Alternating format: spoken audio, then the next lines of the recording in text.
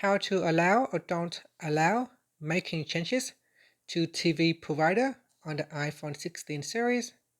First, let's return back to the home screen by swiping up at the bottom of the screen. And from the home screen, tap on Settings. Now in the Settings page, we scroll down and then tap on Screen Time.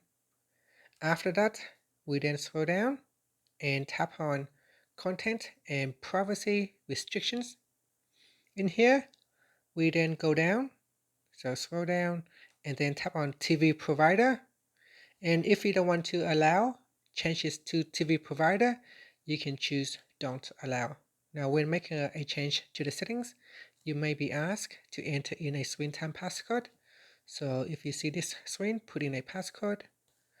And that's it. So make a selection and then tap on the back key or swipe up to return back to the home screen. Thank you for watching this video. Please like and subscribe to my channel for more videos.